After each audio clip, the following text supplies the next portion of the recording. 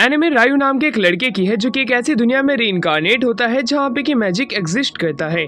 शुरुआत में तो ये अपनी लाइफ नॉर्मल जीना चाहता था, पर ये दुनिया का कैसे सबसे ग्रेट मैजिशियन बनता है वो इस एनिमे में दिखाया जाएगा, तो इसे लास्ट एंड तक जरूर देखना।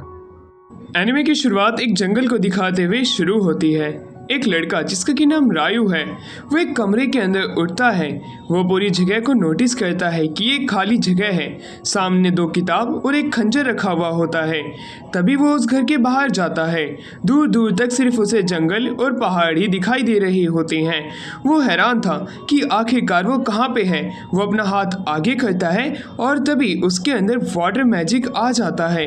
ये देख के वो काफ़ी ज़्यादा हैरान था कि वो कैसे वाटर बॉल्स अपने हाथों से ही निकाल पा रहा है। कहानी अब कुछ समय पहले आती है जब ये लड़का एक ऐसी रेलम में था जहाँ पे कुछ देखा नहीं जा सकता था, पर तभी वहाँ से एक परछाई बाहर निकल के आती है जो कि हूबहू इंसान जैसी दिख रही होती है।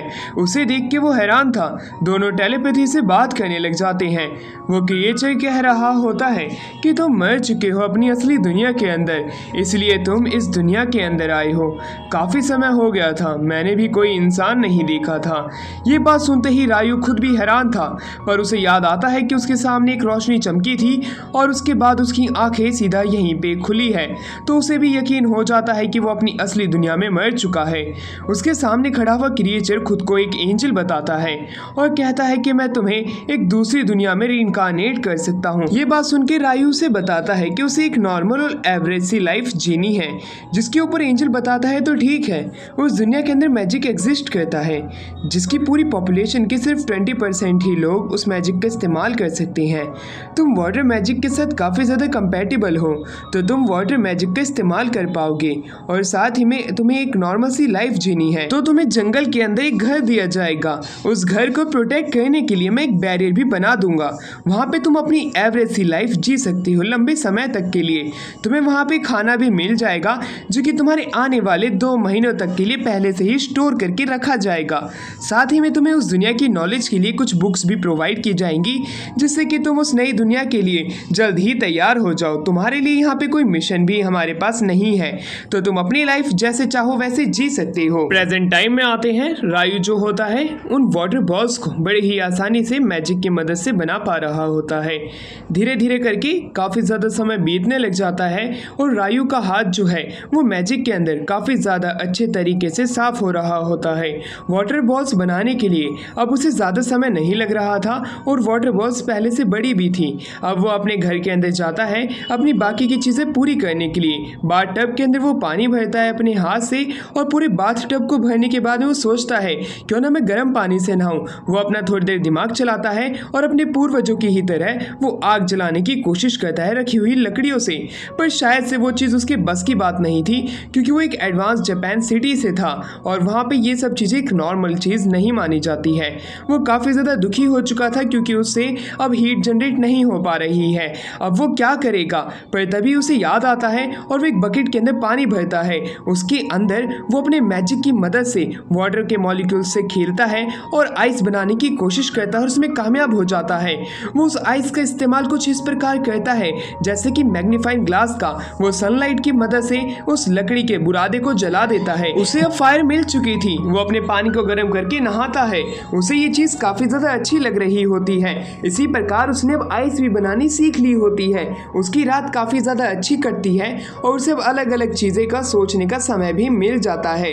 रायू अपनी इस जिंदगी के अंदर काफ़ी ज़्यादा खुश था। अगले दिन खाना खाते समय उसे याद आता है कि यहाँ पे जो खाने का स्टॉक है वो काफ़ी ज़्यादा लिमिटेड है, यानी कि सिर्फ 2 महीने के लिए है। मुझे अभी से ही हंटिंग कर देना शुरू करना पड़ेगा जिससे कि मैं आगे जाके भूखा ना मरूं।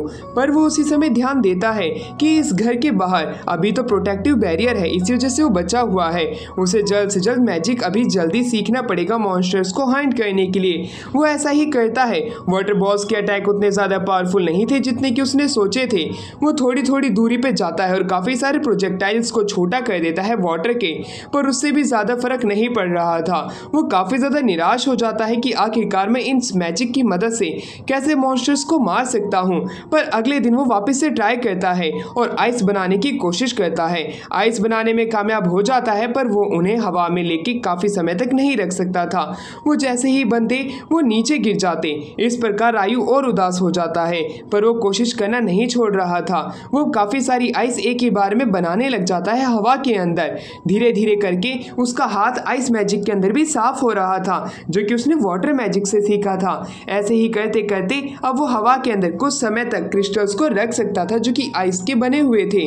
अब वो अपनी पूरी कोशिश करता है और अगले दिन की शाम तक वो अब अपने स्पीयर बना चुका था आइस की मदद से। वो जंगल में जाने के लिए तैयार हो जाता है। जैसे ही वो जाता है, इधर उधर वो देखता है, उसी दौरान उसे एक चीज महसूस होती है कि यहाँ पे जरूर कोई ना कोई जानवर है जो कि उसके पीछे चल रहा है। उसी दौरान हमें एक बोर को दिखाया जाता है, वो उसके ऊपर अटैक करने के लिए भागता है। रायू काफी ज्यादा डर जाता है, उसके पांव तक नहीं हिल रहे थे, पर तभी उसे अपनी मौत सामने जब दिखाई पड़ती है, एन मौके पे वो एकदम से अपनी जगह पे से कूद जाता है और बच जाता है।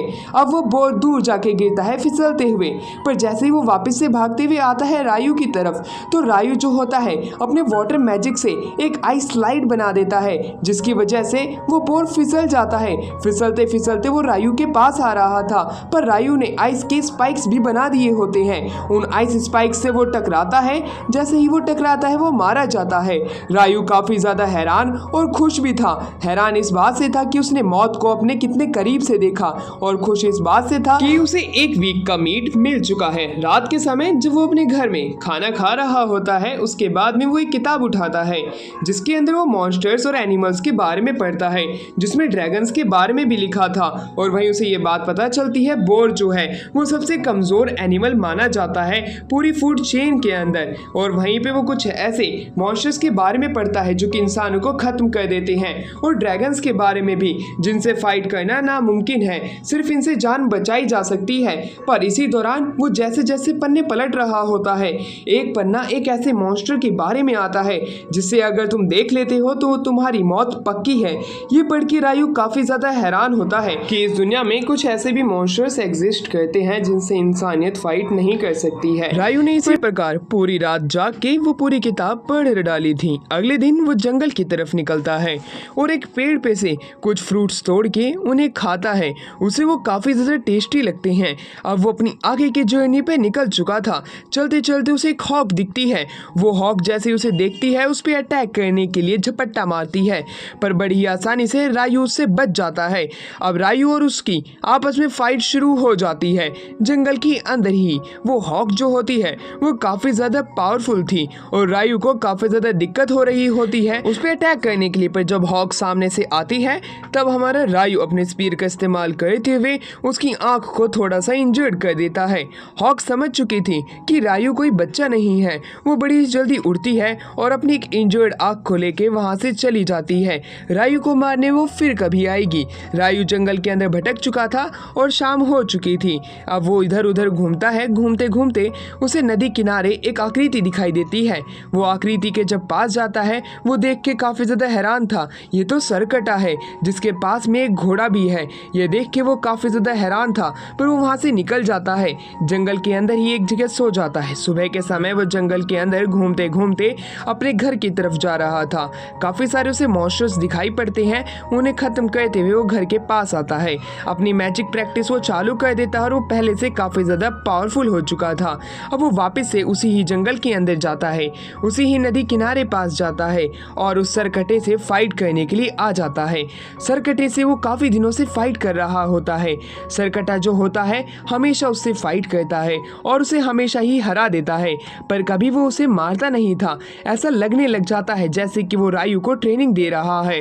रायू इस बात से काफी ज्यादा खुश था। एक दिन जब रायू थक चुका था, उसी के ही सामने लेट जाता है, पर वो सरकटा रायू के पास में आने लग जाता है। रायू अब आंखें खोलता है, उसके सामने सरकटा था।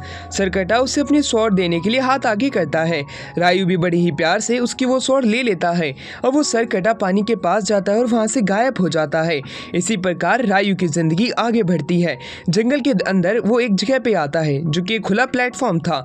एक काले कलर का पंछी उसके पास आ जाता है और वो पंछी उस पे अटैक करने आया था। रायू उसकी एक आंख इंजर्ड देख के समझ जाता है कि वही हॉक है जिससे कि उसकी कुछ दिनों पहले फाइट हुई थी। वो हॉक इस बार उससे बदला लेने आई है और वो उस हॉक से फाइट करने के लिए खुद भी तैयार बार था। पहले से ज़्यादा ताकतवर इस बार हॉक होके आई थी। रायू को काफ़ी ज़्यादा दिक्कत आने लग जाती है खुद को प्रोटेक्ट करने के लिए। रायू से बचते बचाते थोड़ा पीछे की तरफ हटता है, काफ़ी सारी शील्ड बना के बचने की कोशिश तो करता है पर नाकामयाब होता है। उस हॉक से वो बच नहीं पा रहा था पहले की तरह।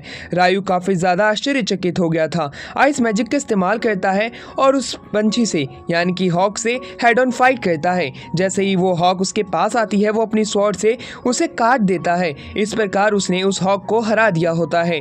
वो हॉक के नज़दीक जाता है और उसे कहता है कि तुम एक असली वॉरियर की तरह अपनी पिछली हार का बदला लेने मुझसे आए थे। मैं काफ़ी ज़्यादा खुश हूँ। ये कहते हुए वो उस हॉक को पूरे तरीके से ख़त्म कर देता है।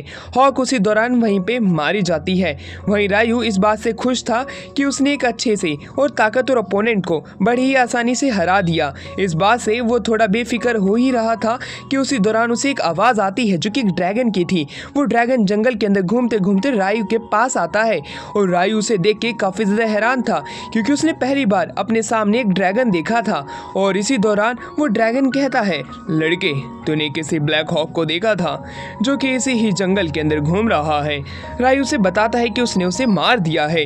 ड्रैगन ये बात जान के हैरान था कि तुम्हारे जैसे एक मोर्टल ह्यूमन ने उसे कैसे हरा दिया, पर उसकी नज़र उसी दौरान एक स्वॉर्ड के ऊपर जाती है जो कि एक लेजेंडरी किंग की थी। ये देख के वो कहता है कि अच्छा तो ये तुम्हें स्वॉर्ड ज़रूर उस किंग ने दी होगी, इसी वजह से तुम उसे हरा पाए हो। वहीं पर रायू भी हाँ में सर हिला देता है। काफ़ी समय तक वो ड्रैगन बात करता है। दोनों के बीच में एक अच्छी बातचीत हो जाती है और ड्रैगन उसे जिंदा छोड़ने की बात करता है और कहता है कि तुम्हें इतने समय तक इस जंगल के अंदर नहीं रहना चाहिए। ये कह के वो वहाँ से उड़ जाता है। उसी दौरान हमें उसी एंजल को दिखाया जाता है। एंजल अपने सैमसंग के टैब पे देखता है कि रायू के पास एक यूनिक एबिलिटी है जिसका कि नाम इटर्नल यूथ है। इस तरह की एबिलिटी एंजल ने पहले किसी के पास नहीं देखी थी। रायू ऐसा पहला लड़का है जिसके पास में कोई यूनिक एबिलिटी है। वो जानना चाहता था कि इस एबिलिटी से वो क्या कर सकता है। उसे काफी ज्यादा इंटरेस्ट आने लग जाता है रायू के अंदर। हमें अब एक लड़के को मुर्दे की तरह दिखाया जाता है। एक टूटा हुआ जहाज समुद्र के किनारे आया हुआ था। रायू उसके पास जाता है। रायू ये देख के हैरान था कि यहाँ पे एक जहाज क्या कर रहा है।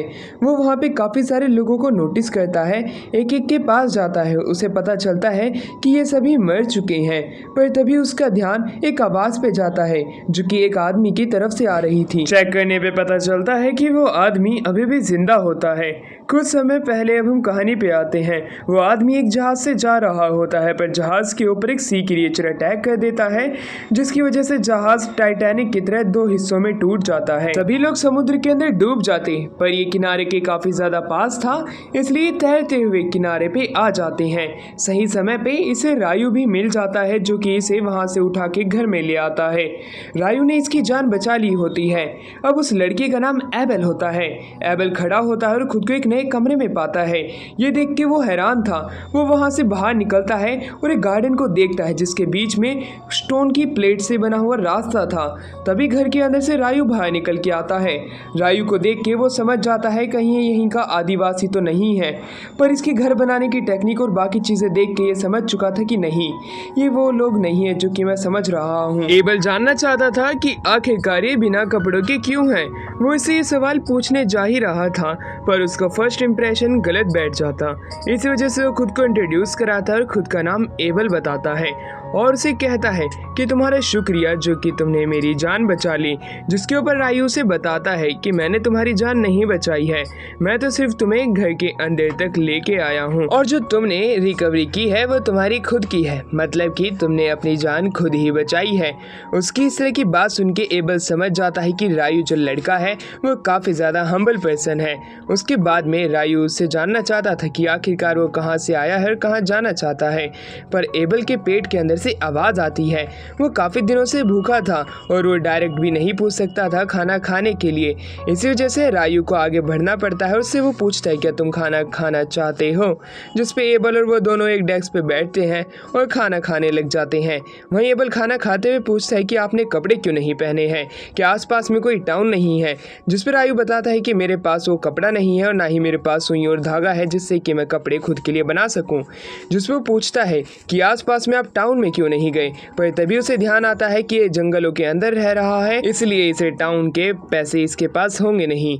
पर रायू उसे बताता है कि आसपास में कोई टाउन ही नहीं है, यहाँ पे सिर्फ घना जंगल है और जंगल के बीच में रायू का घर बना हुआ है। ये बात सुन के एबल हैरान था।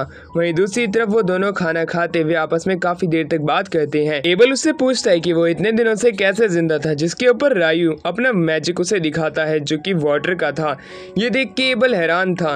रायू खुद को वाटर मैजिशियन बताते हुए इंट्रोड्यूस कराता है। एबल कहता है कि सेंट्रल प्रोविंस के काफी सारे लोगों को मैजिक आता है, पर इतने भी नहीं, तुम भी एक मैजिशियन हो। ये देख के वो काफी ज्यादा हैरान था। एबल कोई मैजिशियन नहीं है। अब वो दोनों उसी शिप के पास जाते हैं जिसके अंदर उसे एबल मिला था। जंगल के अंदर चलते हुए वो अब जहाज तक पहुंच जाते हैं। जहाज के आसपास एक भी डेड बॉडी नहीं दिखती, जिसके ऊपर रायू बताता है कि उन डेड बॉडीज को मॉन्स्टर ने खा लिया होगा। ये बात सुनते ही एबल जो होता है वो रायू को शुक्रिया अदा करता है, क्योंकि अगर रायू ने उसे नहीं बचाया होता तो अभी तक एबल को भी एक मॉन्स्टर खा गया होता। रायू इस पे कहता है कोई बात नहीं सर। सर नाम सुनते ही एबल कहता है कि आप मुझे सर करके मत बुलाओ, हम दोनों सेम एज के हैं, तुम मुझे एबल बुला सकते हो। वहीं दूसरी तरफ एबल को वो चीज नहीं मिलती जो कि वो यहाँ पे ढूंढने के लिए आया होता है। एबल रायू के पास में आता है। एबल अब वहाँ से सिटी की तरफ जाना चाहता था जो कि पास में ही पड़ती है।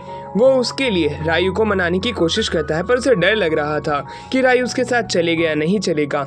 एबल रायू से कहता है क्यों ना तुम मेरे गाइड बन जाओ और हम दोनों पास की ही सिटी में चलें, जिसके ऊपर रायू कहता है तो तुम्हें एक दिन का वेट करना पड़ेगा, मैं तुम्हारे साथ चल सकता हूँ। एबल उसकी ये बात सुन के काफ़ी ज़्यादा खुश था, पर वो जानना चाहता था कि वो एक दो दिन क्या करेगा। वहीं हमें अब दिखाया जाता है रायू को।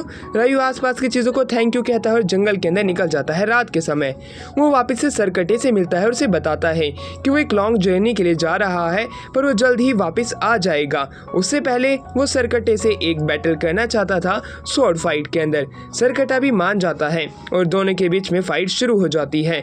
दोनों की फाइट काफ़ी ज़्यादा लंबी चलती है, जिसमें सरकटा जो होता है वो रायू को अच्छे से ट्रेनिंग दे रहा होता है, पर तब भी रायू हार जाता है। अब सरकटा जो होता है वहाँ से धीरे धीरे करके आगे जाने लग जाता है, पर जाते जाते वो रायू को एक गिफ्ट देता है अपनी तरफ से, जो कि एक मैजिशियन का सूट होता है। ये मैजिशियन का सूट काफ़ी ज़्यादा यूनिक लग रहा था।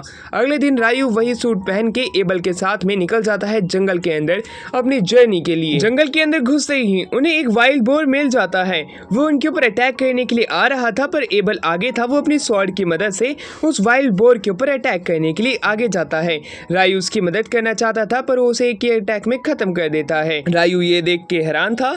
वो अपनी जर्नी आगे शुरू रखते हैं। रात के समय वो एक पेड़ में सोते हैं।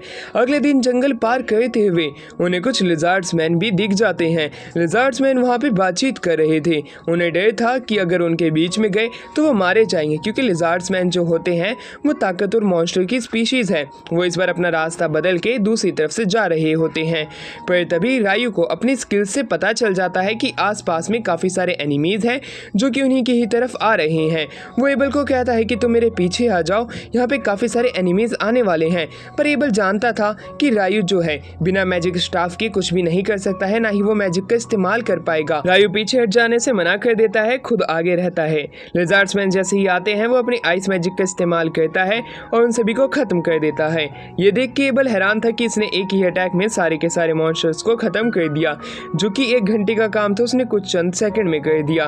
वो उससे पूछता है कि आखिरकार उसने किस तरह के मैजिक का इस्तेमाल किया है, ये काफ़ी ज़्यादा यूनिक है। पर दूसरी तरफ रायू को तो लग रहा होता है कि ये जो उसका मैजिक है ये काफ़ी ज़्यादा नॉर्मल है। पर ये बात जान के वो हैरान था कि एबल उसके इस मैजिक से हैरान है। वो उससे पूछता है कि तुमने बिना स्टाफ के, बिना किसी इनकांटेशन के ये मैजिक अटैक कैसे कर दिए, और एक ही बार में 4 लेंसेज निकालना ये काफ़ी ज़्यादा मुश्किल होता है, मैंने तो इस तरह का आज तक कभी देखा ही नहीं है अटैक। ये बात सुनते ही रायू के पास में कोई और जवाब होता नहीं है। वो कहता है कि ऐसा कुछ भी नहीं है, ये नॉर्मल चीज़ें हैं। ये कहने के बाद में वो खुद को बचाने की कोशिश करता है। एबल भी उससे ज़्यादा सवाल नहीं पूछता क्योंकि वो उसका बेनिफैक्टर होता है। आगे चलते चलते उन्हें प्यास लगने लग जाती है, इसलिए रायू अपने मैजिक का इस्तेमाल करता है और अपने ही हाथ के अंदर वो एक वाटर के गिलास को ले आता है।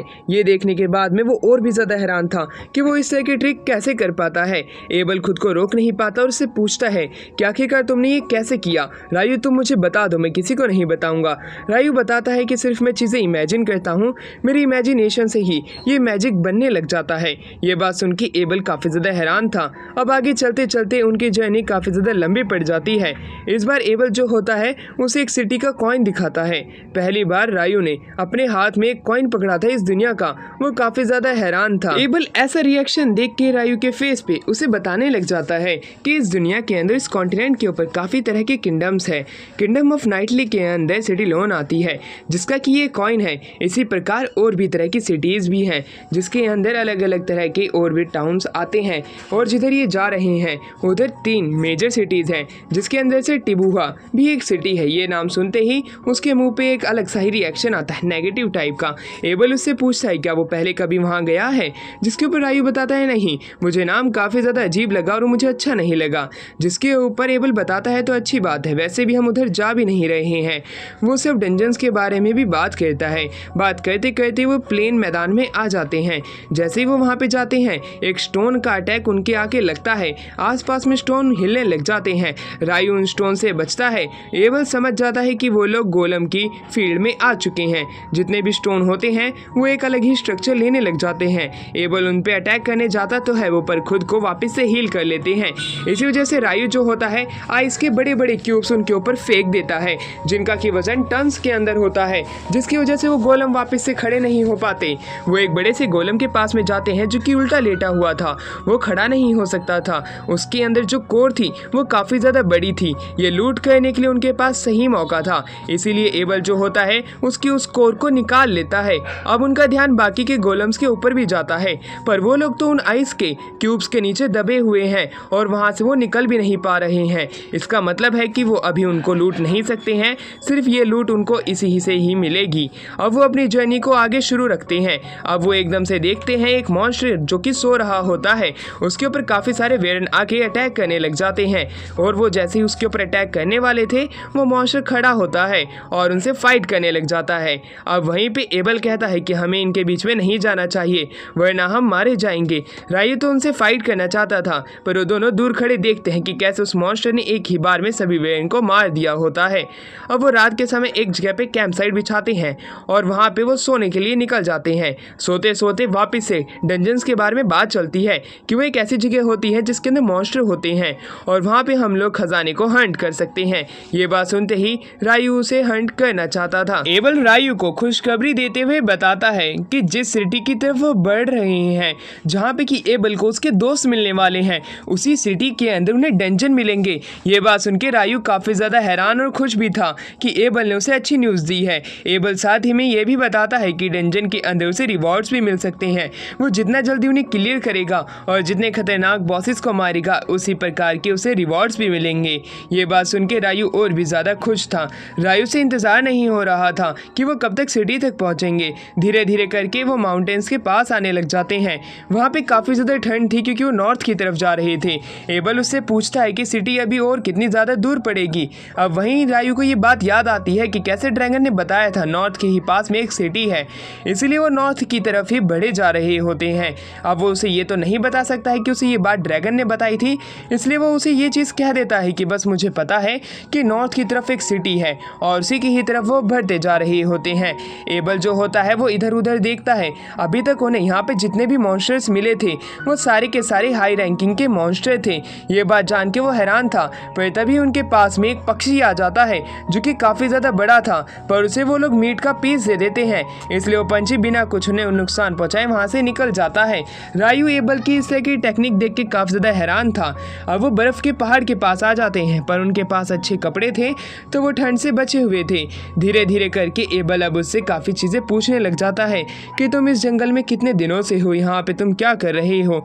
पर रायू उसकी ज़्यादातर बातों को टालते हुए आगे बढ़ रहा होता है। बढ़ते बढ़ते उन्हें अभी तक कोई मॉन्स्टर नहीं मिला था। एबल काफ़ी ज़्यादा हैरान था कि क्योंकि तूफान के आने से पहले की ये शांति तो नहीं है। वो अपने सामने देखते हैं काफ़ी सारे वायरन जो होते हैं वो एक मॉन्स्टर को खा रहे होते हैं।